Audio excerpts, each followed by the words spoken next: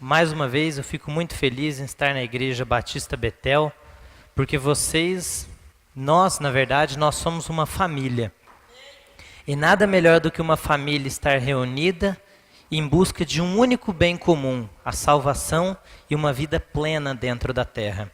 Então, todos vocês que estão aqui hoje, eu tenho certeza que através da mensagem, não minha, não das minhas palavras, mas daquilo que nós iremos ler na Bíblia, Deus irá transformar a tua história.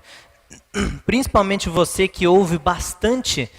Muitas vezes nós temos o hábito de vir à igreja ou ouvirmos mensagens e nós falamos, nossa, parece tudo tão bonito, mas quando eu vou aplicar parece que não funciona. Passa o tempo e tudo aquilo morreu e não funcionou nada.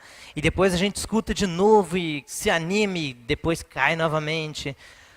Isso acontece muito com jovens, aqueles que têm, não só jovens, mas também os adultos, mas os jovens em grande intensidade, principalmente os menores de 21 anos. Eu estou na lista, então fiquem tranquilos que eu ainda não tenho 21 anos.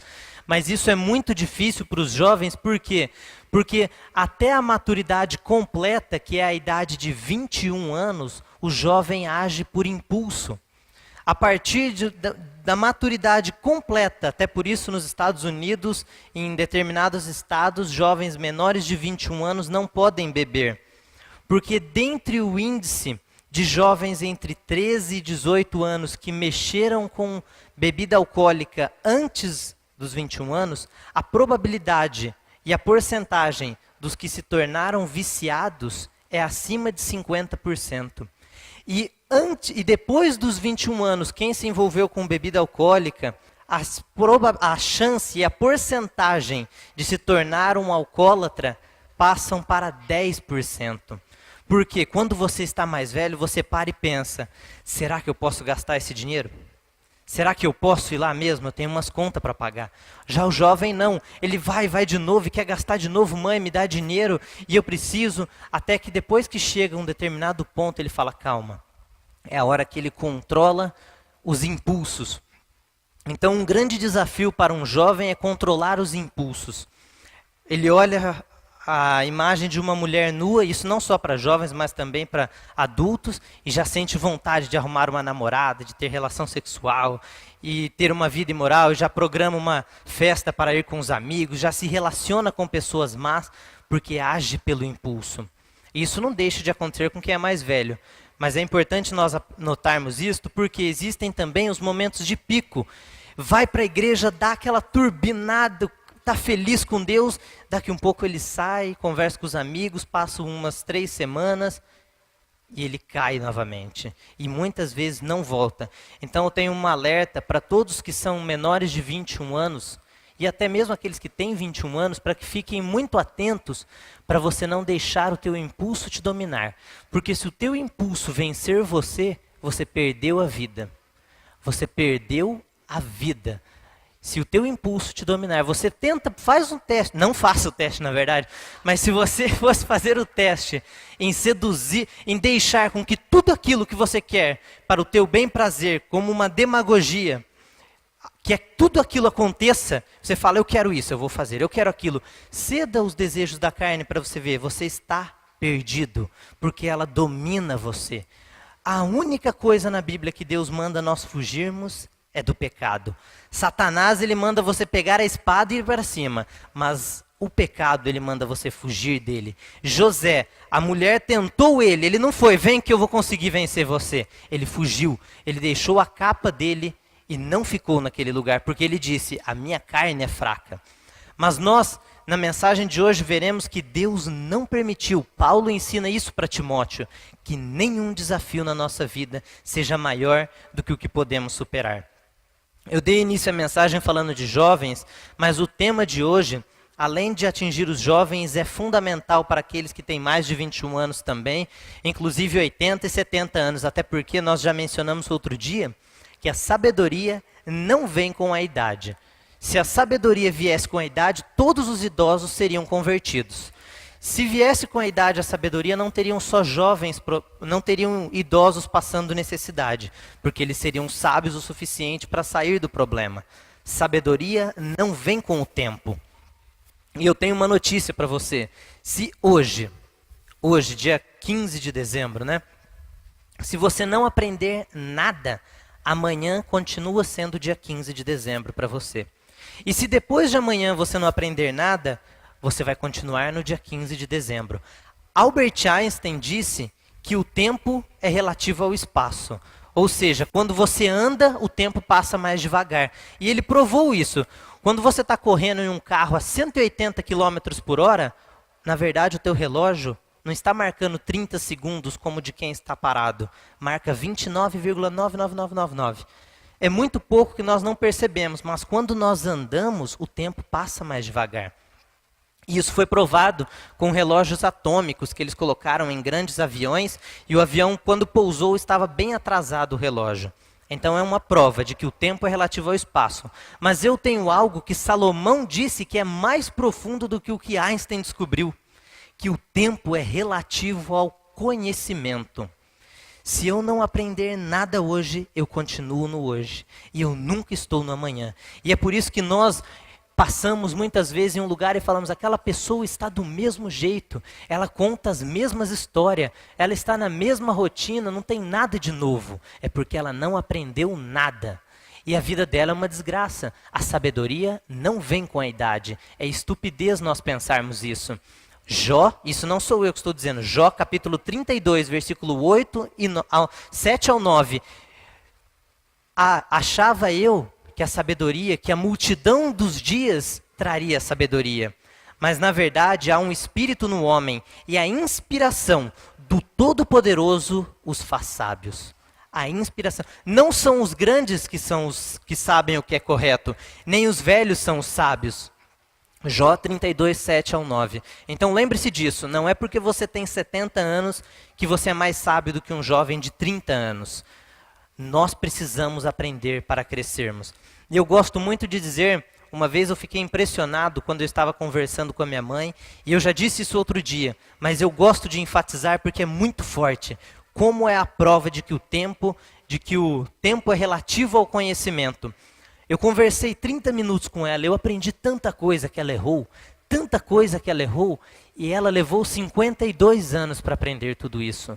E eu com 20 anos posso aprender em 30 minutos de conversa.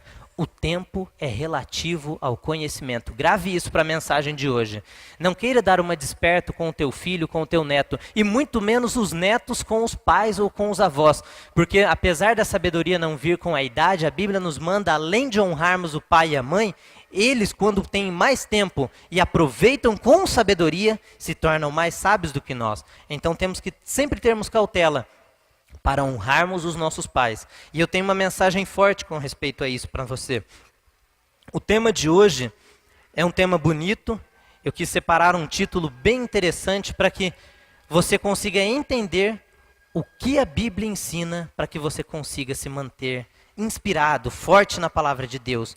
E a mensagem é sobre nós vencermos a nossa maior batalha, o maior desafio da nossa vida.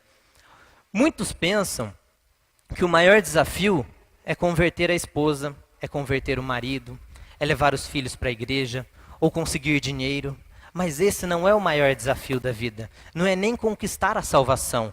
Porque para você ser salvo, vocês lembram do ladrão na cruz? Ele não precisou de conhecimento das coisas de Deus como Salomão ensina. Ele precisou apenas dizer que Jesus era o Senhor e pediu para que Jesus lembrasse dele no céu. E Jesus disse, hoje você vai comigo. Ele viveu pecando, mas na última hora ele reconheceu Jesus na vida dele, ele foi para o céu. Mas isso não significa que a vida dele na terra foi abençoada. Por isso que o conhecimento de Deus é para que nós possamos ser abençoados nessa terra. E a pessoa de Jesus é para que nós possamos ser salvos. E a mensagem de hoje é como nós vencermos a maior batalha. E qual é a maior batalha? Se não é o casamento, se não é a salvação. É nos mantermos inspirados. Essa é a maior batalha do ser humano. É ele conseguir se manter inspirado. Como eu disse no começo, é predominante nos jovens. Mas mesmo os adultos em grandes proporções, quando você vem ao culto ou você escuta uma mensagem poderosa, tente lembrar agora, você irá lembrar disso perfeitamente na tua vida. E você fica motivado, alegre, chega em casa aplicando tudo aquilo que ouviu. Passa um tempo, você nem lembra mais do que ouviu. Você fala, nossa, eu esfriei com Deus, eu parei de orar. Ou então você esfriou no serviço, isso é muito comum com funcionários novos. Eles chegam no trabalho motivados, chegam mais cedo, trabalhando, passa um mês, eles chegam atrasados e reclamam que o patrão está bravo. Onde já se viu ele ficar bravo? Que eu estou chegando 5 minutos atrasado. Será que ele não sabe que eu pego o ônibus? E começa. Quando nós nos mantemos inspirados, você já imaginou um funcionário que pudesse estar na empresa todos os dias como se fosse o primeiro dia de serviço? Isso é se manter inspirado. É você conseguir todos os dias da sua vida viver como se fosse aquele dia posterior àquela mensagem extraordinária que transformou aquele dia para você. Isso é se manter inspirado. É você conseguir, eu fiz um propósito de ler a Bíblia, é não parar. Eu fiz um propósito para comprar um carro novo, estou guardando dinheiro. É não sacar o dinheiro para outra coisa. É você se manter inspirado no teu sonho. E hoje nós iremos descobrir como se manter inspirado. Nós já aprendemos outros dias que nós precisamos ser diligentes, que não podemos ser preguiçosos, não amar o sono, temos que entender a lei do foco, temos que servir a Deus, ser bons funcionários, bons filhos, honrar pai, honrar mãe, tudo isso. Aí você diz, eu escuto tanto isso, é tão bonito, mas eu não consigo aplicar. Você vê muitos homens de Deus pecarem por isso. Pessoas extraordinárias, homens de fé, que transformaram milhões de pessoas, são pegos em adultério, porque eles não conseguiram se manter inspirados. E quantos não tem assim? Você fala, acabou o brilho daquele homem. Um grande pregador norte-americano uma vez disse que ele se considerava um passarinho com a asa quebrada. Um pássaro com a asa quebrada, porque ele não tinha mais brilho, ele não conseguia mais fazer o que ele fazia, porque ele foi pego em adultério. Ele era um homem bom, ele transformou vidas, as pessoas ficavam julgando ele por um pecado dele, que provavelmente ele já tinha se arrependido, mas aquela falha mostrou que ele não se manteve inspirado. Mas hoje, embora em outros cultos nós tenhamos mencionado tantas leis bíblicas e princípios para seguir, hoje nós veremos como se manter inspirado. E para isso, abra sua Bíblia no livro de Salmos, capítulo 101. Livro de Salmos, capítulo 101. Como se manter inspirado. Veja o que Davi, olha como Davi enfrentava isso. Vocês lembram que Davi estava no palácio caminhando e ele olhou pela janela e viu uma mulher bem bonita tomando banho? Quando ele viu aquela mulher, o que ele fez? Ele teve vontade de ter relação com aquela mulher, de adulterar, de pecar. E depois ele descobre, mas ela é casada. Ele mata o marido Urias e consegue a mulher. Ele falhou gravemente, porque ele não se manteve inspirado. E por que ele não se manteve inspirado? O que é que nos atrapalha tanto de ficarmos firmes com Deus? Você ouve, mas ele estava firme na igreja, por que ele saiu? Ele estava... E olha que é incrível, existem muitas pessoas que dizem que nós não precisamos ir à igreja para sermos salvos. Mas é importante nós fazermos uma menção de que o nosso desejo por Deus é alimentado na presença de Deus. E a igreja é um lugar onde está a presença de Deus. Quando eu venho à igreja, o meu desejo por Deus é alimentado. Quando eu vou a uma boate, eu não gosto, mas quando alguém vai em uma boate, os desejos da carne dela são alimentados. Aonde eu estou, alimenta os meus desejos. Olha que forte isso. Por isso que quando você está assistindo um filme, você pode não notar isso, mas esses grandes homens que trabalham com marketing, eles adoram usar este lado do ser humano para manipular as pessoas. Eles jogam nas propagandas imagens que não têm nada a ver com a propaganda. Você fala, mas o que esse comercial tem a ver com... Eles estão jogando imagens que alimentam os teus desejos naturais. Um desejo de compra, de gasto, de prazer. Tanto é que eles usam tanto as mulheres para fazer as propagandas, porque alimenta os teus desejos. Você notou que o que você vê determina o que você quer?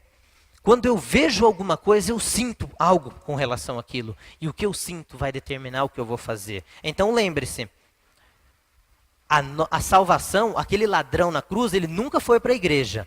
Porém, o nosso desejo por Deus é alimentado na presença dele. Lembre-se disso quando você pensar em não vir ao culto. O meu desejo por Deus vai ser alimentado lá dentro.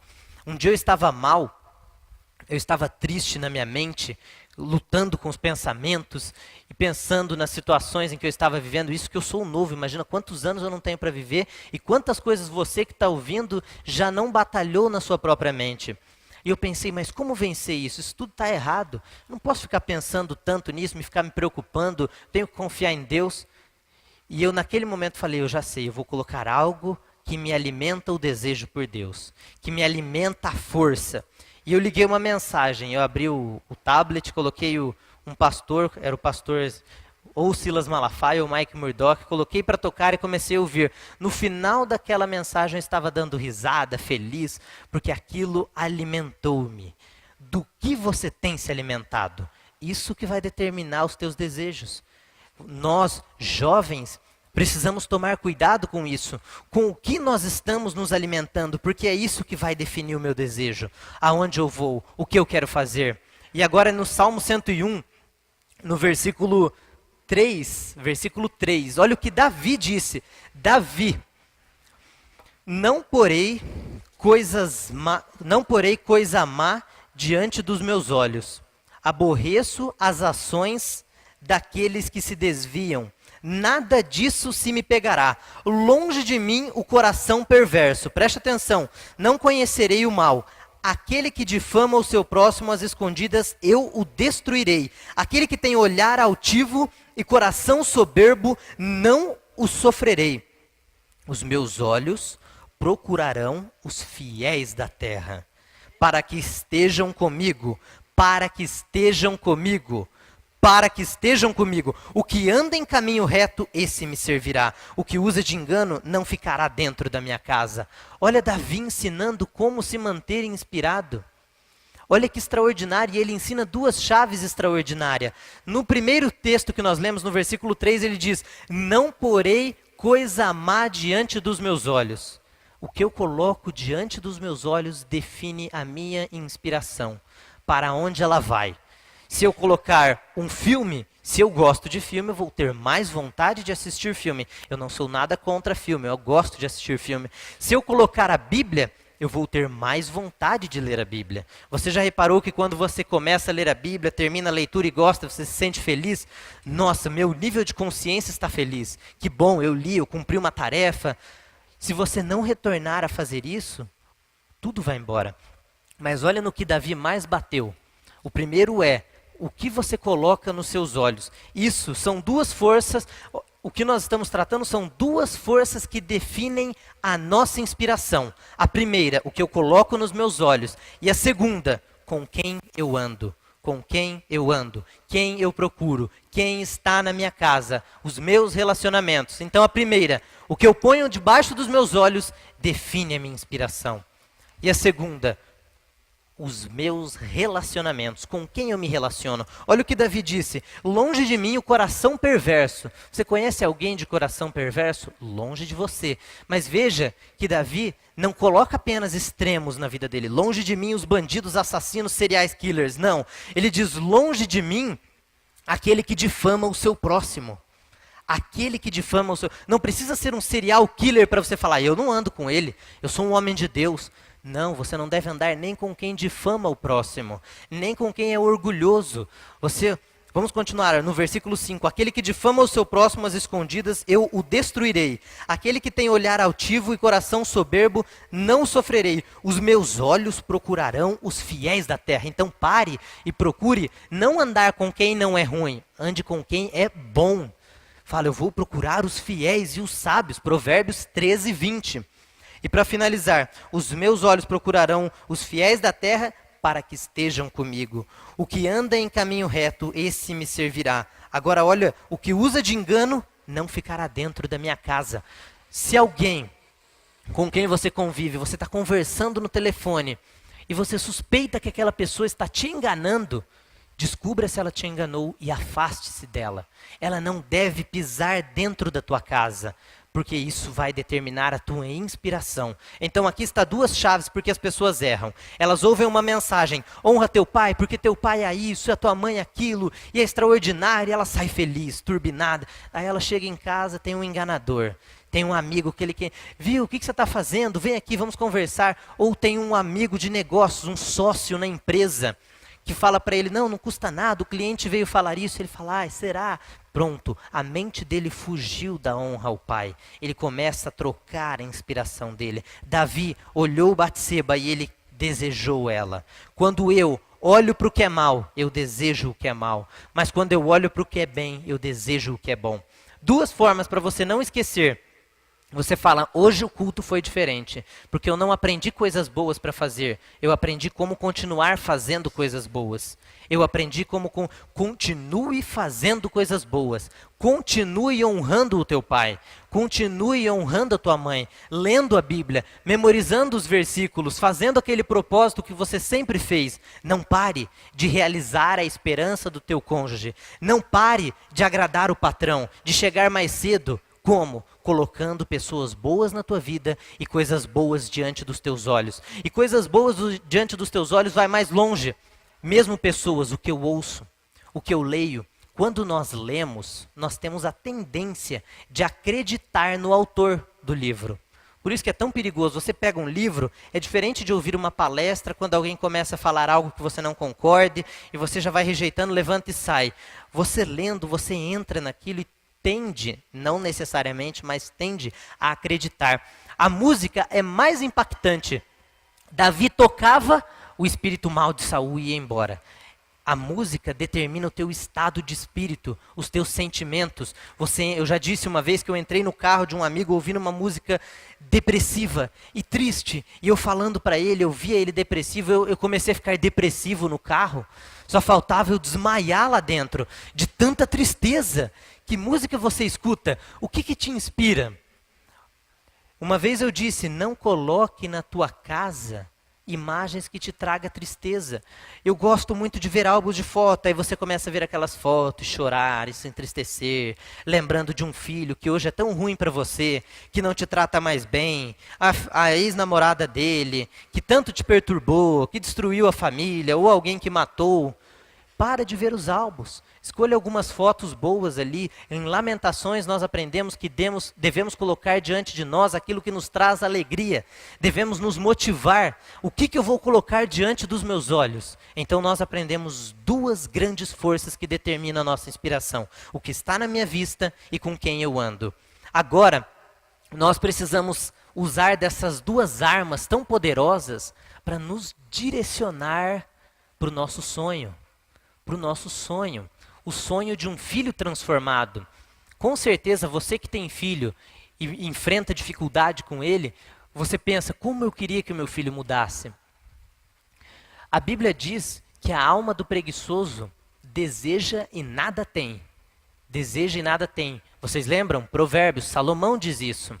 Que o preguiçoso deseja, mas não tem nada. O que aguarda ele é só o vento. Não tem nem dinheiro, nem nada. Aí você dobra o teu joelho, você é um preguiçoso. E ora deitado na cama, acorda, Senhor, me dá um filho abençoado, transforma o meu filho. E vai fazer tuas coisas com preguiça. Você não toma uma decisão para transformar o teu filho. Você não toma uma decisão para se inspirar com relação ao teu filho. Você nunca herdará um filho abençoado, porque Deus não responde a um preguiçoso. O carro precisa de combustível, roda, volante, você precisa de oração, leitura da Bíblia, diligência. Não basta um dos itens, você precisa deles por completo. Grave isso. E a nossa missão agora, nessa noite, é pegar essas duas ferramentas tão poderosas e nos conduzir para casa nova, paga, quitada, para quitar todas as dívidas. Eu vou usar as armas que eu tenho. Muitas pessoas olham o livro de Provérbios, eu já disse outra vez, apenas como uma poesia. Mas não apenas como uma poesia, eles olham como verdades muito simples. Quando a Bíblia fala, viste um diligente em sua obra, perante os reis será posto. Provérbios 22, 29, ele fala, precisamos ser diligentes, é verdade, Salomão tem razão. E continua a leitura, e nunca é diligente. Por que Salomão escreveu o livro de Provérbios? Será que ele estava escrevendo para crianças? Não. ele estava escrevendo para simples e tolos, pessoas que não têm discernimento, que falam, mas não fazem nada. E a Bíblia ainda nos diz que só ficar em palavras não conduz às riquezas, mas à pobreza. Eu vou abrir um novo negócio, eu vou fazer isso, estou motivado e não faz nada, e fica parado. Nós vamos usar nessa noite essas forças para nos direcionar para 7 direções nas quais nós devemos nos inspirar. Então, com essas 2 ferramentas, eu vou passar bem rápido por 7 direções para as quais você deve seguir.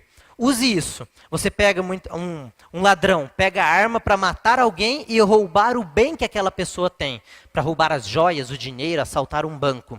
Ele mata para passar. Ele usa uma ferramenta para alcançar o objetivo dele. Nós temos aqui 2 ferramentas mais poderosas do que uma arma, porque elas são capazes de até tirar a arma de um bandido com as palavras de sabedoria. Então você pega essas ferramentas, ao invés de matar alguém para pegar um bem, você pega essas ferramentas para matar tudo que é ruim da tua vida e alcançar o teu sonho. Passar por cima dele com essas ferramentas, que são o que você coloca nos teus olhos e com quem você anda. É tão forte isso. E eu, precisamos parar para pensar com quem temos nos relacionado. Quem tanto entra dentro da tua casa? Quem tanto tem dividido com você o teu dia? A diferença nas pessoas está na voz em quem elas confiam. A voz de quem você confia, é aí que está a tua diferença. E eu vou dizer algo bonito que a Bíblia nos ensina. Tão forte que é capaz de mudar a tua vida do dia para a noite. Você sabe qual foi a primeira decisão que Deus tomou com relação a você? A primeira decisão que Deus tomou com relação ao pastor Aldanei, com relação ao Juninho, com relação ao Paulo Bichara, a Mônica, ao Alex.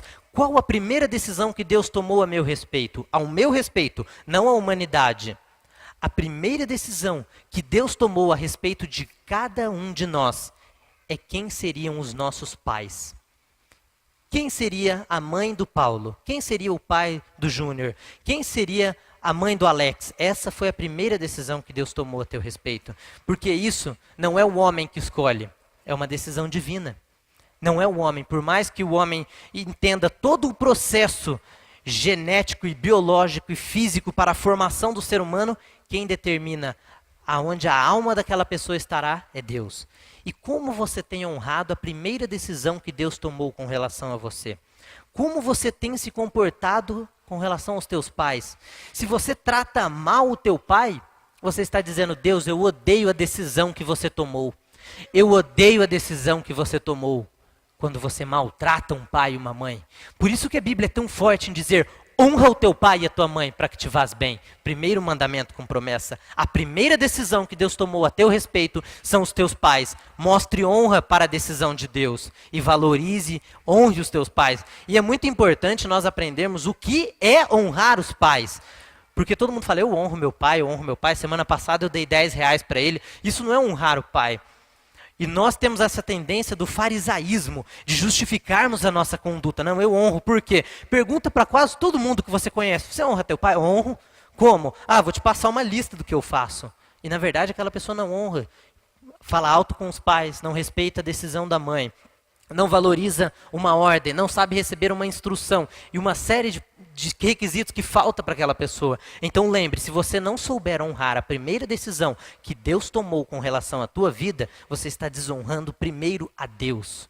Você não vai bem e a tua vida será destruída. A primeira direção que nós devemos tomar com essas 2 armas. Nós temos 2 armas poderosas que vão destruir tudo que está na nossa frente para alcançarmos o nosso objetivo. As armas, o que eu ponho diante dos meus olhos e com quem eu ando. Mas que objetivo que eu vou alcançar? Um bandido poderia pegar a arma dele, que está na casa dele, e a hora que entra outro bandido, ele tirar a arma e matar quem vai quando o outro bandido fosse assassinar a filha dele. Ele poderia usar aquela arma para se defender. Os homens podem usar a arma como a polícia usa para o bem, como eles podem usar para o mal. Essas 2 armas que nós temos aqui, o que nós colocamos nos olhos e com quem nós andamos, nós podemos usar para alcançar boas metas e os nossos sonhos, ou alcançar metas destrutivas, que contaminam, amaldiçoam e destroem uma família. Destrói desde o animal que está na tua casa até o teu estado de espírito no mais íntimo do teu ser. Aquela depressão, aquela dor, você não soube usar as armas que Deus te deu.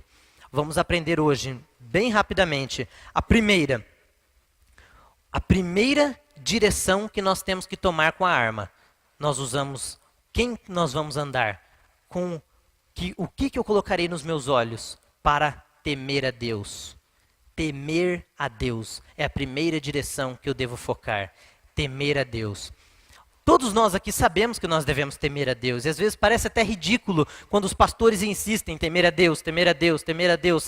O temor do Senhor é o princípio da sabedoria. Tema a Deus, tema a Deus. Tá bom, eu já sei que eu tenho que temer a Deus. Mas o pastor repete, os pregadores repetem, para você se manter inspirado. Se você não consegue sozinho, tem alguém falando. Vai, tema a Deus, tema a Deus, tema a Deus.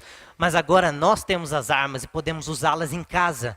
Quando alguém mal vem falar conosco, quando alguma oportunidade ruim aparece, você fala, espera, eu tenho uma arma e eu vou usar ela. E por que temer a Deus? Porque temer a Deus é o princípio da sabedoria. Eu jamais serei um homem sábio sem temer a Deus. O meu avô um dia olhou e disse para mim, disse para o meu irmão, ele falou, olha, o segredo para as bênçãos do Senhor estar na família de vocês, os filhos firmes com Deus, e ninguém em drogas, em bebida, em baderna, em confusão, é Deus na vida de vocês. É porque vocês aprenderam a temer a Deus. Não é só a nossa família, a família de centenas e milhares de cristãos, que infelizmente não é a maioria, porque a maioria não sabe usar estas armas, mas muitos deles aprenderam a usar, e com o temor... Você já imaginou se eu não temo a Deus? Se Deus não existe, não tem nada disso? Se Deus não existe, esses ateus tanto gostam de enfatizar isso. Se nada disso é verdade, por que é que eles têm um senso de moral? Por que é que eles sentem tanto desejo de não maltratar alguém? O animal que não pensa que Deus existe, quando um outro vem pegar a comida dele, ele mata o outro animal. Um pitbull, você entra dentro da casa, você é morto. Porque para o pitbull Deus não existe. Porque ele não acredita em Deus, ele é um animal. Por isso que eles não são racionais e nada disso. Então eles agem com instinto. E se Deus para mim não existisse, por que é que quando alguém ameaça fazer um mal, eu já não vou lá, mato e acabo com aquilo e fico tranquilo? E se tudo vai mal na minha família, eu vou falar, quer saber? Eu vou matar todo mundo de casa e depois eu mato eu. Depois eu me mato. Acabou. Acabou os problemas, não vai ter mais dívida para pagar, não tem mais nenhuma preocupação. Mas Deus existe. E embora muitos rejeitem esta verdade, o instinto de Deus está dentro deles.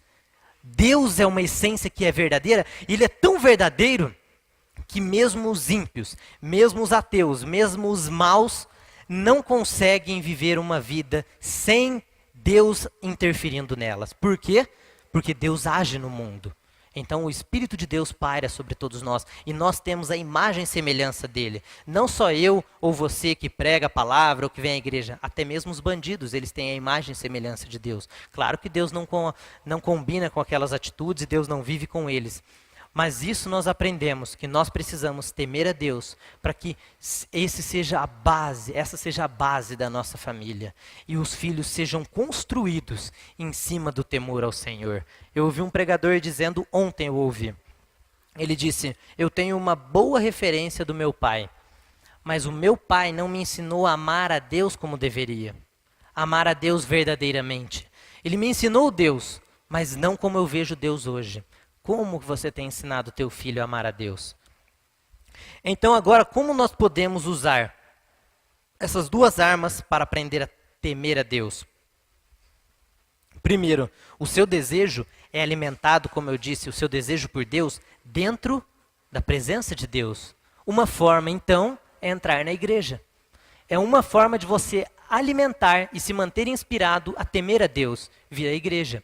Outra forma, isso não quer dizer que a Bíblia está dizendo, quem não vai para a igreja está no inferno. Mas quem não vai para a igreja não está inspirado para temer a Deus. Quem não teme a Deus, vai para o inferno.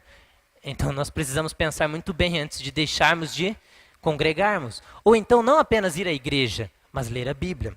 Lembra, o que eu coloco diante dos meus olhos, eu vou ler a palavra. Vou separar todo dia 2 minutos.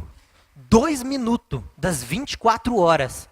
para ler um capítulo de Salmos, que é bem pequenininho. Eu vou ler um Salmos e pronto. Aquilo já alimenta o teu desejo por Deus, o que você coloca nos teus olhos.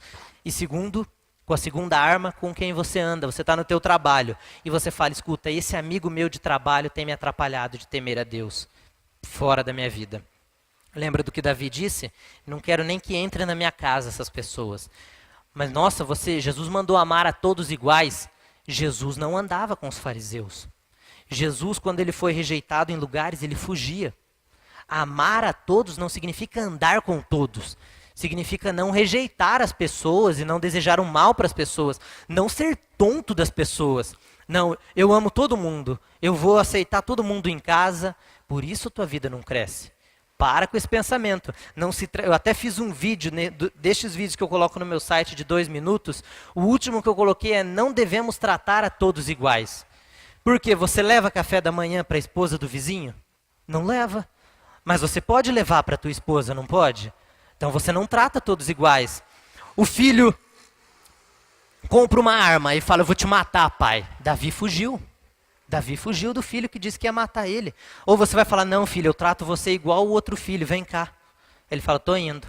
Não é tratando a todos iguais que você irá resolver os teus problemas. É ao contrário. É tratando as pessoas na medida da diferença delas.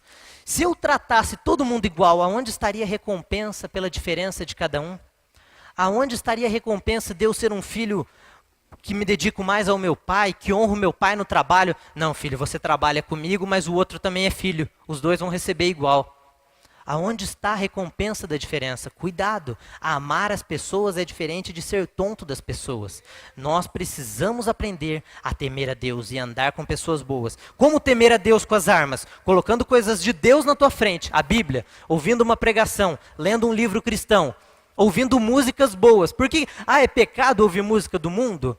É pecado ouvir música secular, música que não agrada a Deus? É pecado, porque não te inspira a estar com Deus. Ao contrário, a música, como eu disse, ela é forte o suficiente para te afastar de Deus. Pega o teu pendrive hoje à noite, bem quietinho, não conta para ninguém e apaga tudo. Coloca só músicas cristãs dentro do carro. Tira do teu foninho aquelas músicas que não te inspiram a presença de Deus. É por isso que você não consegue ficar com Deus, porque você não tem usado as ferramentas para Deus. O pendrive é uma ferramenta. Vocês viram que interessante? Porque determina o que você vê, o que você escuta. Segunda direção que nós temos que tomar com essas armas, com essas duas armas. Aquisição de sabedoria e conhecimento. O temor a Deus que eu disse está em Provérbios 1:7. Se você está anotando, Deus manda anotarmos 49 vezes nas Escrituras. Grava essas palavras, sele os livros, escreva para que quem correndo passe e consiga ler. Ele diz em Isaías capítulo 8, em Abacuque capítulo 2, ele diz para Daniel: escreva, porque Deus conhece a memória humana. Por ser consequência do pecado, ela é falha. Então anote. Se você está anotando, a primeira direção que você deve tomar: temer a Deus, Provérbios 1:7. A segunda direção que você deve tomar: aquisição de sabedoria e conhecimento, Provérbios 1:22 e Provérbios 14:15. Provérbios capítulo 14, versículo 15 e versículo 18. Por que escrever? Você pergunta: por que eu tenho que escrever? Eu estou ouvindo, estou entendendo. Porque o que você vê, nós acabamos de falar, determina exatamente a tua inspiração. Quando eu olho um texto: nossa, aquele culto eu escrevi para fazer isso, eu vou voltar a fazer. Te inspirou. Nossa, olha aquela foto, eu estava lá pregando, eu parei com isso, eu não estou mais lendo a Bíblia, eu vou voltar. Olha que legal, quando você vê o que você faz, você se inspira. Então lembre-se, escreva tudo que é importante, documente, porque vai servir para inspiração. É uma arma na tua mão, é uma arma. Alguém veio falar um monte de perturbação na tua mente, fala: espera, vou pegar meu bloquinho, tira do bolso o bloquinho, começa a ler. Agora eu estou bem. Então você irá se sentir melhor. Quando você determina o que você põe nos teus olhos, você determina a direção da tua inspiração, se é para matar alguém ou para se defender do mal. Aquisição de sabedoria e conhecimento. Eu vou ler em Provérbios capítulo 14, versículo 15. Não precisa abrir a Bíblia, desde que você tenha anotado. Provérbios capítulo 14, versículo 15. O simples dá crédito a toda palavra. Olha que forte isso. Ele não está dizendo o assassino, o ímpio, o mal. Ele está dizendo, vamos trocar as palavras, vamos parafrasear Salomão. O homem cristão que vai à igreja, mas é simples e não aprende, atenta para toda a palavra que é dita para ele. Acredita em tudo, é um tonto. Mas o prudente toma cuidado com os seus passos. É isso que ele está dizendo. Quem é inteligente toma cuidado com os investimentos que vai fazer. Como vai responder o pai. Como vai falar com o filho. Como que eu tenho uma entrevista de emprego. O que eu vou fazer? Não, eu confio em Deus. E vai com a camiseta rasgada, com o cabelo daquele estilo bem cortado, de tudo que é lado, assim, com uns rabiscos, com o braço estampado de tatuagem. Chega lá, tudo bem, eu sou um servo de Deus, vim fazer a entrevista. Pode ir embora. Você não vai ser contratado, porque o simples acredita em tudo, ele não aprende, ele faz qualquer coisa. E isso infelizmente acontece com muitos cristãos. Os cristãos, via de regra, lamentavelmente não são inteligentes. Com a palavra de Deus, eles podem ser inteligentes para muitas coisas, mas com a palavra de Deus eles não são. Um jovem, eu escutei um jovem dizendo assim, foi feita uma pergunta, estavam perguntando sobre, você acredita que o universo surgiu ou foi criado? E era numa uma academia de física. E a maioria desses estudantes e até dos professores, eles não creem em Deus. E olha a resposta que o menino deu. Ele disse, não, eu acredito que o universo surgiu de repente. Por quê? Porque eu estudo física. Porque ele estuda física, ele acha que o universo surgiu. Que conceito que as pessoas têm? De que quem acredita em Deus são tapados. Que não entendem de física, de matemática, de história, de português, de que são tontos. E Salomão sabia disso. Salomão sabia disso e ele falou em Provérbios capítulo 14, não sou eu dizendo. Versículo 15. O simples dá crédito a toda a palavra, mas o prudente atenta para os seus passos. Na verdade, o ateu, ele precisa ter mais fé do que o cristão. Porque a ciência diz que processos naturais não criam vida, não criam ordem. Ao contrário, criam desordem. Aí os evolucionistas dizem que leis físicas estranhas e desconhecidas, regras que ninguém conhece, porque nós conhecemos a gravidade, a água, a luz, o vento, o fogo, tudo isso. Eles falam, nada disso cria vida. O que cria vida então? Umas leis físicas estranhas e desconhecidas. Isso para mim é Deus. Mas, quando os criacionistas, que somos nós, dizem, escuta, processos naturais não geram a vida. Isso é testável. Nos laboratórios é possível comprovar que processos naturais, assim, joga a água para lá, o vento bate para cá, isso não forma vida.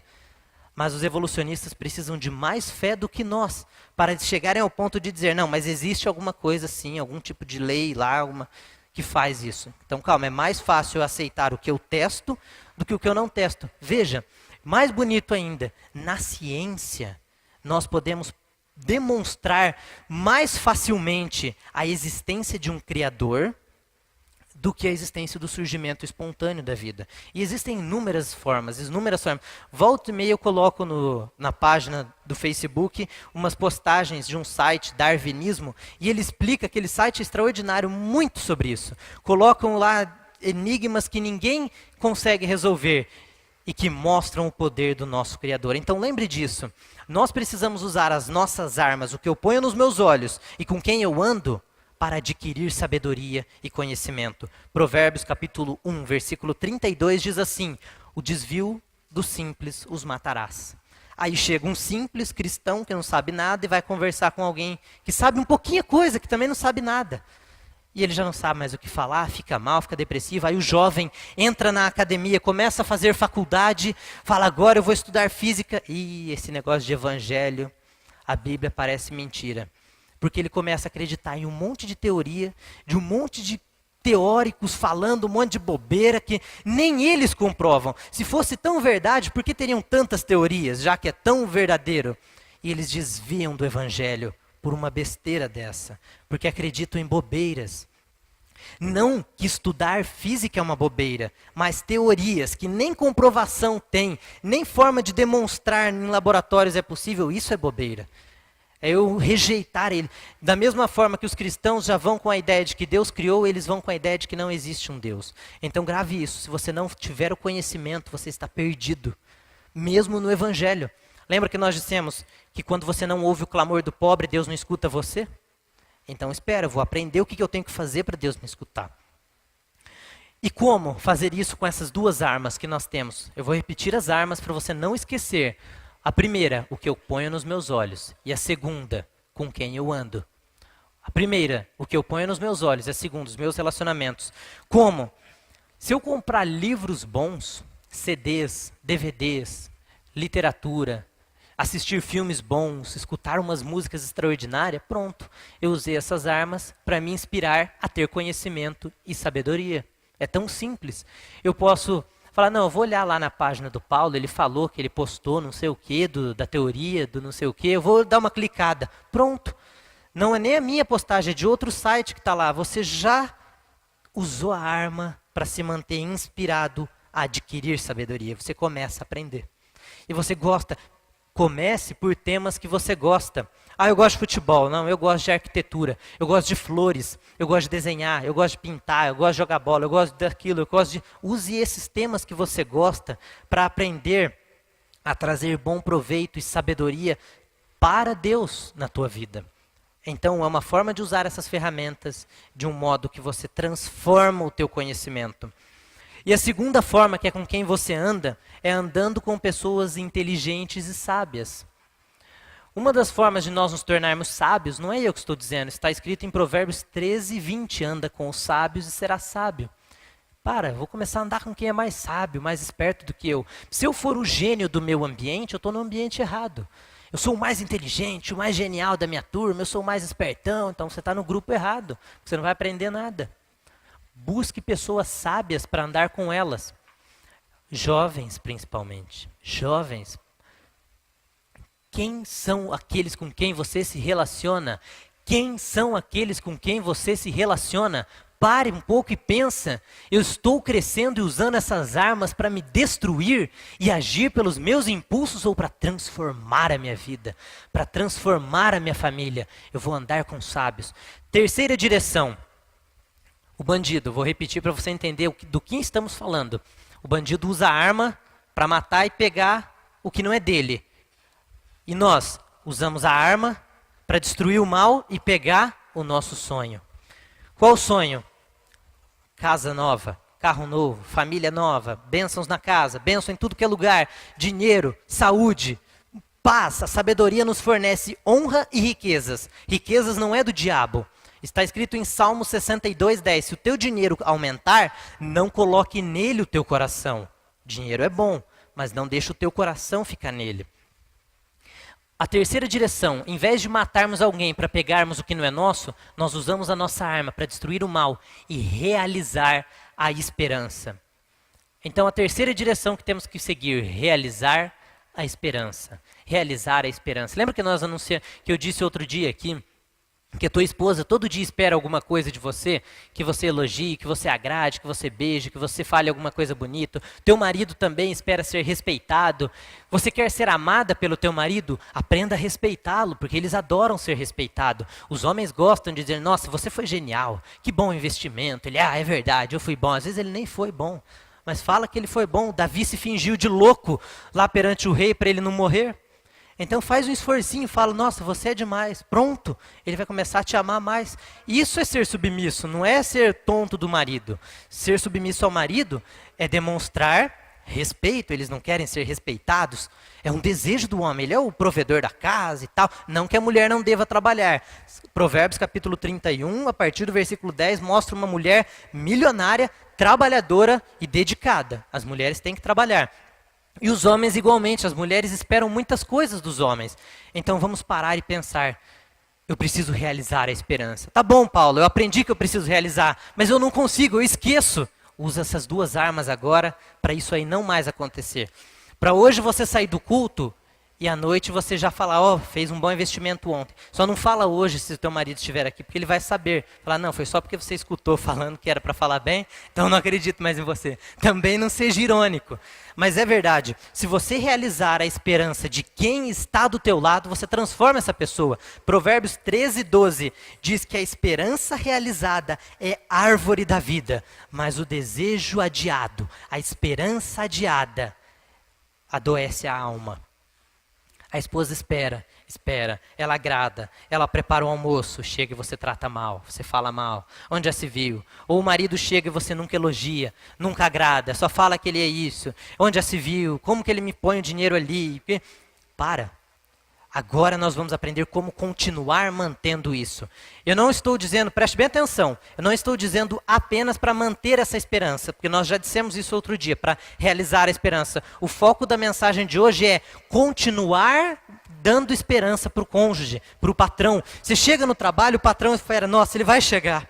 Eu sei que ele vai chegar. Falta só 2 minutos para passar de 10 minutos atrasado. Ele vai chegar e ele fica esperando. E o amigo chega 30 minutos atrasado. Aí aquilo é um desgosto na alma do patrão. Só que o patrão não é teu esposo nem tua esposa. Ele manda você embora. Acabou. Não quero mais você aqui. Aí a culpa é de Deus. E Salomão fala, os homens erram e culpam a Deus. Então agora, como continuar chegando mais cedo no serviço?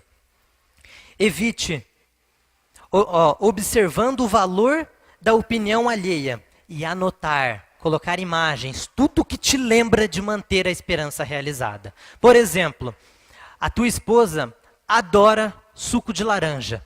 Ela adora no almoço tomar suco de laranja. Vai na gráfica e manda fazer um cartaz bem grande de um suco de laranja e põe na parede. Ela perguntar por quê? Fala, porque eu queria me manter inspirado. Porque o suco de laranja me traz alegria. Toda vez que você vê o suco de laranja, você fala, eu vou fazer um suco de laranja para ela. Ou anota na tua agenda. Todo dia você olha uma agenda, fala, eu vou escrever aqui todo dia. Eu vou parar 2 horas no meu dia, vou começar a escrever em todas as folhas. Fazer suco de laranja, fazer suco de laranja. Pronto. Todo dia você vai abrir aquela agenda para ver os seus compromissos e você lembra, vou fazer o suco de laranja. É uma forma de se manter inspirado a realizar a esperança. Olha que bonito. Através do que você coloca nos teus olhos. E nem preciso falar de com quem você anda. Você vai andar com um cara que fala que a gente tem que mandar na esposa, elas têm que obedecer, é na linha. Se você andar com esse tipo de pessoa, você vai falar, é verdade. Chega em casa, ela fala, não vamos lá, não. Pronto, você adiou a esperança dela. Não ande com quem não segue as tuas filosofias. Não ande com quem não segue as tuas filosofias, porque você vai destruir a tua vida, os teus relacionamentos. E eu não lembro se eu disse isso outro dia aqui, mas eu fui num júri que o cara matou a esposa dele, porque ele desabafou os problemas no casamento para um assassino. Foi aqui em Vaiporã. O assassino disse, você tem que matar a tua esposa, eu faço isso para você. Ele pagou e o homem matou. 17 anos de prisão. Pare para pensar com quem você anda. Por isso que Davi falou, nem vou pôr na minha casa esse tipo de gente. E para encerrarmos, eu vou passar por todos os itens, nós não vamos deixar, mas de forma mais resumida. Também vou colocar no site, se você não pegou todos eles. Receber a crítica, é o quarto. Vamos usar as armas para aprendermos a receber a crítica. E eu quero que você preste bem atenção. O que é receber a crítica? Receber a crítica não é falar tá bom. É você ficar feliz com a crítica. Como é difícil. Você está ali fazendo um negócio todo empolgado, a que você gosta e alguém fala, isso aqui não está bom não. Como não está bom? Faz melhor. Você não soube receber a crítica. E se não está bom? E se não está bom? Pare. Será que está bom o que eu estou fazendo? Será que está bom o que eu estou fazendo? Aí sim você vai conseguir aprender a receber a crítica. Para isso, em toda crítica tem um grãozinho de ouro ali dentro, mesmo nas destrutivas. Existem 2 tipos de críticas, a que te constrói e a que te destrói. Tem gente que escuta você pregar, ou você palestrar, ou falar alguma coisa, fala lá, tá vendo? Ele falou isso, onde já se viu? Que pau, tal. Não entendeu nada do que você disse, tirou de contexto, e as pessoas adoram fazer isso, principalmente com pregadores, porque são pessoas que estão dispostas a transmitir a palavra de Deus. Daquela crítica, você para e pensa, escuta, ele falou que eu fui metido na mensagem. Quem que ele está pensando? Porque ele não gosta de mim, ele falou aquilo. Tá bom que ele não é a pessoa ideal para te falar. Mas será que ele não tem razão? Analise de quem vem a crítica. Analise o que é a crítica que ele está dizendo. E pare para pensar se não tem um pouco de ouro ali dentro, se você não tem que mudar mesmo. Tá bom, isso nós sabemos. E agora, como continuar recebendo bem as críticas? Evitando ouvir ou ler ou ficar com pessoas que não sabem receber a crítica. Caminhar com pessoas que recebem críticas boas, que possam te motivar a fazer boas críticas. E outra, uma boa forma é fazendo perguntas. Chega para o teu marido e fala assim, Amor, o que você acha que falta em mim? O que eu estou fazendo que tanto te machuca? Ele vai soltar uma crítica, fica esperta. Porque ele vai falar alguma coisa. E quando ele falar, você fala, você tem razão. Eu vou melhorar nesse ponto. Vou me esforçar. Tá bom que doeu, falou, nossa, eu não queria escutar isso. Você começa aprendendo a ouvir as críticas. Então, constantemente faça perguntas. Quinto, para que eu uso a minha arma? Para continuar respeitando o dinheiro. Olha que estranho. Respeitar o dinheiro. Eu escuto muito as pessoas falarem palavras más a respeito do dinheiro. É verdade que o dinheiro destrói também. Mas o dinheiro foi criado com um bom propósito. Não foi Deus que criou o ouro e a prata? E Deus tinha maus propósitos para isso? O propósito do dinheiro é maravilhoso, é bom, é criar boas esperanças. E um dos propósitos, não precisa abrir a Bíblia, mas pode anotar se você quiser, Eclesiastes, capítulo 7, versículo 12. Eclesiastes, capítulo 7, versículo 12, nos mostra que o dinheiro é bom também. Tão boa é a sabedoria como a herança, em outras versões, como o dinheiro. E dela tiram proveito os que veem o sol. Provérbios 10, 22. As bênçãos do Senhor é que enriquecem e não acrescentam dores. Marcos 10, 29. Eu vou te dar 100 vezes mais em propriedade, quando você plantar propriedade. O dinheiro tem um bom propósito. José de Arimateia era rico. E Jesus teve um bom túmulo por causa de um homem rico. Por causa de um homem rico. Então lembre-se disso, Davi, Salomão usou a riqueza dele para transformar pessoas que vinham do mundo inteiro pedir conselho. Ele tinha funcionários, ele ensinava, ele escrevia livros.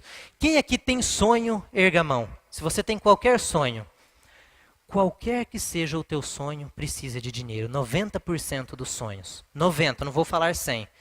Eu quero uma casa nova, dinheiro. Eu quero produzir livro, dinheiro. Eu quero CD, dinheiro. Eu quero colocar o meu filho em uma boa faculdade, dinheiro. Eu quero viajar no mundo inteiro, dinheiro. Para quase todos os sonhos você precisa de dinheiro. Eu quero ter um carro novo, quero pagar as dívidas.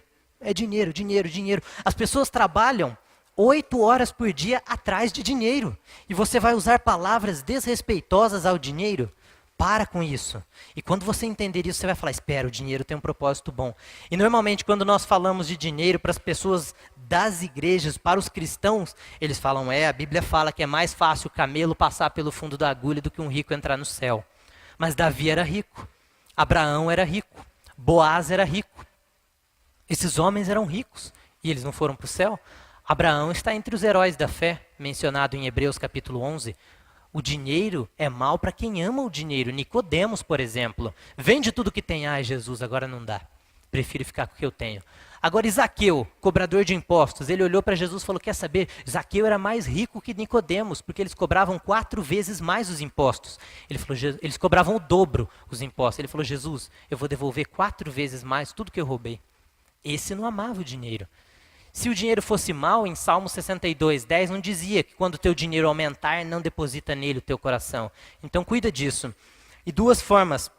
Afaste-se de qualquer literatura, filme, música. De novo, o que você vê que faz você lembrar, ou ter a ideia, ou se remeter ao pensamento de que o dinheiro é mal, é mal, é mal, é mal. Ele tem o lado mal, mas ele é para criar boas experiências.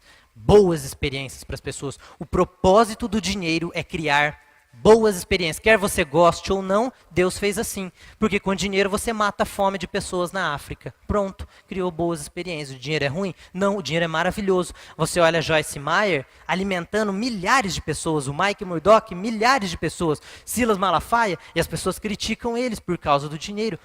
O dinheiro é bom. É para criar e Deus quer que você tenha. A Bíblia diz que o dinheiro dos ímpios, em Provérbios, vai para os justos. Então Deus quer que você tire o dinheiro de uma forma correta dos ímpios e que você use para dizimar, para abençoar. 6º, controle os impulsos. 1 Coríntios 10, 13. Não existe nenhuma dificuldade que o homem não possa superar. 1 Coríntios 10, 13. Como? Não assistindo ou vendo o que satisfaz apenas os desejos da tua carne. Você é menor de 21 anos. Está naquele grupinho que os impulsos o levam assim, que parece uma montanha russa. Você é adulto, mas os impulsos têm te levado. Para de assistir, ouvir, ver lê qualquer coisa que alimenta os teus desejos carnais. Não brinca com eles, porque a Bíblia manda fugir deles. Os desejos da carne derrubaram grandes homens de Deus. Grandes homens. E mesmo pessoas boas acabaram roubando dinheiro do governo porque viram uma oportunidade fácil, porque alimentaram o desejo da carne. Mas a pessoa é boa. Tem pessoas boas na cadeia, mas que não controlaram os impulsos. E claro, não andando com pessoas que só falam, nossa, eu vou pegar 3 meninas hoje à noite. Hoje é 3. E o outro fala, eu pego 4. Você andar com essas pessoas, você vai automaticamente querer alimentar os desejos da tua carne. Fuja deles, fuja, vai embora. Diga tchau, não coloca eles dentro da tua casa. São 2 armas, o que você vê e com quem você anda. E por último, honra aos pais. Efésios capítulo 6, versículo 1. Como continuar controlando os impulsos, não andando com pessoas más e vendo o que é bom. E como continuar honrando os pais. Paulo, você um dia pregou sobre honrar os pais. Eu comecei a honrar os pais e parei. Eu não aguentei. Minha mãe falou um negócio, eu fiquei muito bravo e soltei. Eu não consegui. Depois disso, eu só vi que desembestou. Porque eu falei, agora eu não posso mais. Não. A mensagem de hoje é para te motivar a continuar honrando os teus pais. Provérbios 23, 22, para nós encerrarmos. Esse texto é extraordinário e nós precisamos ler ele. Ouve a teu pai que te gerou, e não desprezes a tua mãe quando vier a envelhecer. Não é só para jovens. Quando a tua mãe estiver de idade, teu pai tem 60, 70, 80, 90, 100, 110, honra eles. Honra tua mãe. E mais um detalhe. Deus não mandou você honrar o teu pai ou a tua mãe porque ele é cristão ou porque ele é bom. Mas porque ele é teu pai. Não é porque ele briga com a mãe que você não deve honrar ele. A Bíblia não diz honra o teu pai quando ele for bom. Honra tua mãe quando ela não fizer isso. Não, não. Honra os pais cristãos. Não, não. A Bíblia diz honra o teu pai. A Bíblia manda honrar independente de quem é o pai. Ele é um bandido, é um assassino. A Bíblia manda eu honrar o meu pai. O que é honrar o meu pai? É tratar todos iguais? Não. Honrar as pessoas não é tratar todos iguais, é tratar na medida das diferenças. Uma das formas de você honrar o teu pai é parar de querer corrigi-lo. Porque a correção vem dele para você e não de você para ele. Mas ele está errado, todo mundo fala, mas não é você que corrige ele. Deus escolheu ele para ser teu pai, não você para ser pai dele. E eu ouvi muito bonito algo que eu quero compartilhar com todas as mães e todos os pais que têm filhos de 13, 14, 15, 16 anos. Você que tem um filho de 15 e uma filha de 13, por exemplo, dentro da tua casa você não deve mexer um dedo. Ele tem que fazer tudo. Ela tem que fazer tudo. Ensina a arrumar a mesa, ensina a limpar o chão, ensina a arrumar a cama. Ensina a fazer tudo para você usar a tua mente para ganhar dinheiro e alimentar eles melhores. Ensina, porque você vai estar ensinando o caminho da vida. Ensina o teu filho no caminho que deve andar. E até quando envelhecer, dele não se desviará. E quando essa pessoa estiver de idade, ela dirá, ainda bem que minha mãe fez eu fazer café para ela. Porque agora eu sei não só como educar os meus filhos, como eu sou uma pessoa de caráter.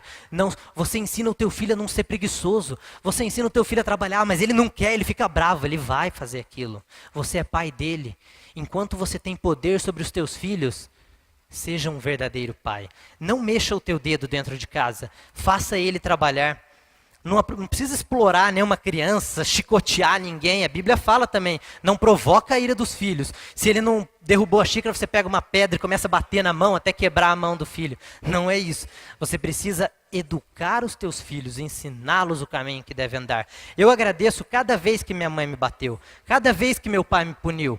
Um dia eu fiquei bravo, desliguei o telefone e falei um palavrão, porque eu falei para o menino assim no telefone, eu tô indo aí. Aí meu pai falou, ih, não vai mesmo. Ele estava ali do lado. Eu falei, então, e soltei um palavrão. Ele falou, agora vem cá. Levou eu lá para o quarto, e daí eu não preciso terminar a história, que meu pai sempre foi bem mais forte que eu, bem mais fortão, mais alto, e eu ficava com medo. Nunca mais eu falei aquilo para o meu pai, porque ele me bateu, porque ele me ensinou. Ele mostrou que aquilo não se fazia. E eu detesto falar palavrão. Eu detesto até com os amigos, com qualquer um, falar, você viu aquele... Eu não consigo. Machuca o meu espírito. O que é temer a Deus? Odiar o mal. Isso é temer a Deus. Então, como continuar honrando os pais? Além de ver o que te remete a honrar o teu pai, além de você ler as coisas, ouvir, pregação, tudo isso que faz você honrar os seus pais, fica longe de rebeldes. Fica longe de filhos rebeldes. É legal quando você vai conversar com alguém, você descobre rapidinho quem a pessoa é. Você chega para a pessoa e fala, escuta, e teu pai? Ixi, meu pai, sai fora, fica longe desse cara. Quando ele fala, ixi, o meu pai, minha mãe, não sabe direito, eles falaram lá, mas ó, nem liga. Você vai chegar lá em casa, você vai escutar um monte de coisa, mas aquilo ali é normal. Fica longe desse amigo. Agora, quando você pergunta do teu pai, ele fala, meu pai? Eu amo meu pai, eu honro meu pai. Mas e os defeitos dele? Os defeitos dele eu nem quero ficar falando, porque eu gosto de falar das qualidades do meu pai. Eu quero falar das qualidades da minha mãe. Honra o teu pai para que te vás bem e para que os teus dias se prolonguem na terra. Você pode ter 20 anos, 30 anos e, na verdade, ter 500 anos. Lembra que nós aprendemos que o tempo é relativo ao espaço? Quanto mais rápido você corre, mais devagar o tempo passa. É esquisito pensar isso, mas é verdade, é assim, foi provado. Porque tudo acontece em uma velocidade, tudo, até o tempo que você vê que as coisas... E quando você vai chegando nessa velocidade, as coisas param de acontecer. É esquisito, mas é uma lei da física.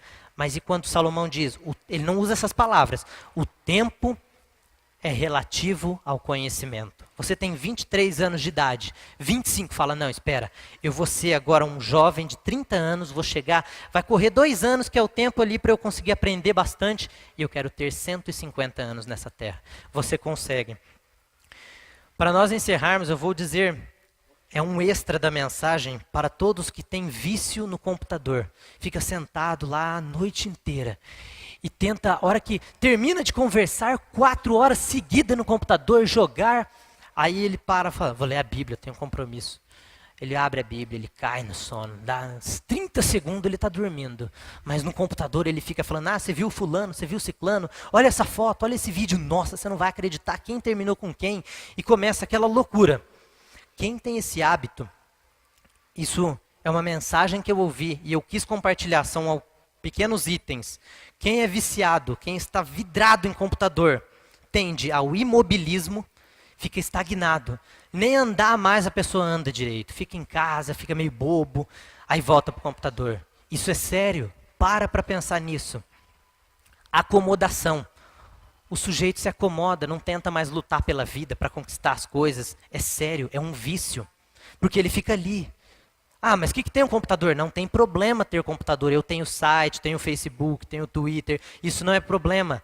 Não é bom. Como nós dissemos, o ladrão usa a arma para matar, mas eu posso usar a minha arma para matar um bandido e salvar uma vida de 10 pessoas. Pronto. Mas quando você deixa com que os vícios, com que essas ferramentas se tornem más, elas também te causam incomunicação familiar. Acaba a conversa. Fica todo mundo em celular, computador, acabou a conversa. Para de aprender. Para de compartilhar o que é melhor na vida, a família. Cerceamento da possibilidade de ampliação dos conhecimentos idiomáticos. Não sabe falar mais nem o português direito, fala tudo errado. Erra para escrever, já vira um tonto. Muito menos falar outros idiomas, ou aprender, ou desenvolver a gramática e escrever. Ficam alienados. E por último, banalização da vida. Banalização. A vida é uma festa, é uma bagunça. Por quê? A hora que vai encarar uma pessoa, treme. Fica ali, nossa, mas no computador você é tão machão. Não, isso foge. Filho, vem cá, tem visita. Não, mãe, eu estou com dor de cabeça. Vai deitar.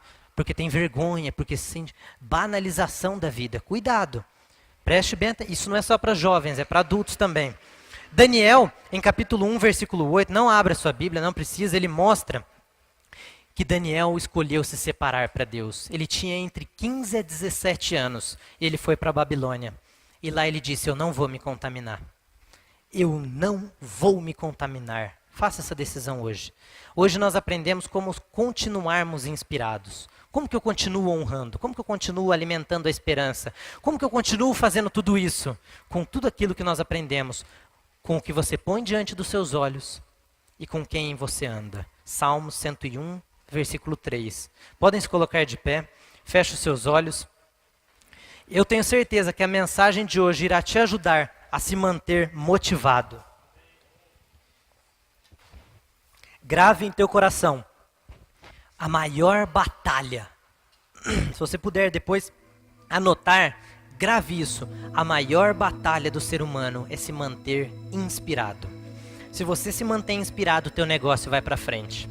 Se você se mantém inspirado, você conquista o teu filho, a tua esposa, o teu marido. Você dá uma de Davi, de louco, pro teu marido, brincando, falando algum elogio, para manter ele amando você. As mulheres querem ser amadas e os homens respeitados. Ame a sua esposa, respeite o seu marido. Seja recíproco isso. Eu vou te dizer uma coisa. Quando você decide se tornar sábio, você transforma a tua família. Eu não tenho dúvida disso.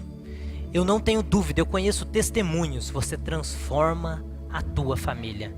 Mas o que é ser sábio? Se eu te perguntasse hoje, claro, a Bíblia ensina que nós não devemos ser sábios aos nossos próprios olhos. Mas se eu te dissesse que existe uma nave que te leva para um planeta chamado sabedoria, e eu te perguntasse, você está na nave, você está no planeta ou você ainda ficou na Terra?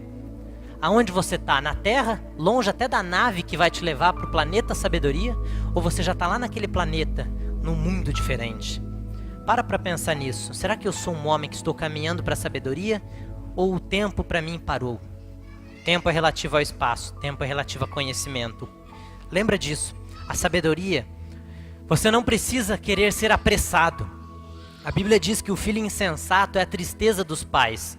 Existem filhos que simplesmente decidem abandonar os pais. O que você vai fazer?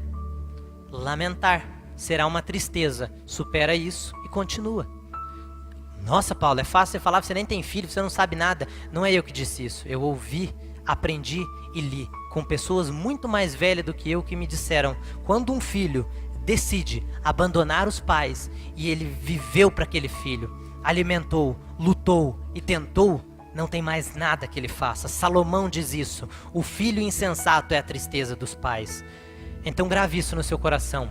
Espírito Santo de Deus, todos vocês aqui nessa noite que estão dispostos a receber uma inspiração para sempre, através destas duas armas, permanecer fazendo tudo aquilo que foi mencionado aqui. Erga suas duas mãos abertas assim e ore, dizendo a Deus para que Ele te ensine o que colocar diante dos seus olhos e com quem andar. Se você realmente acreditou nessa mensagem, estenda suas mãos para frente, abertas. Se não, você pode se assentar. E Espírito Santo, eu clamo a Ti. Do Senhor vem a verdadeira sabedoria. Do Senhor vem a verdadeira sabedoria. Eu acredito na Tua palavra. Eu acredito em Salmos, em Provérbios, em Mateus, em Daniel, em todos os livros que foram escritos, inspirados pelo Senhor. 2 Timóteo capítulo 3, versículo 16. Senhor, que a Tua glória venha sobre cada um de nós, que o Senhor nos auxilie a nos mantermos inspirados com essas duas armas, que é o que nós colocamos diante dos nossos olhos e com quem nós andamos. Louvado seja o Teu nome. Perdoe-nos de nossos pecados, abençoe a nossa família e tire e nos mostre quem são os tolos, os simples, que não devem estar dentro do nosso lar. Em nome de Jesus. Amém. Vamos aplaudir o Senhor. Deus abençoe. Muito mesmo. Amém.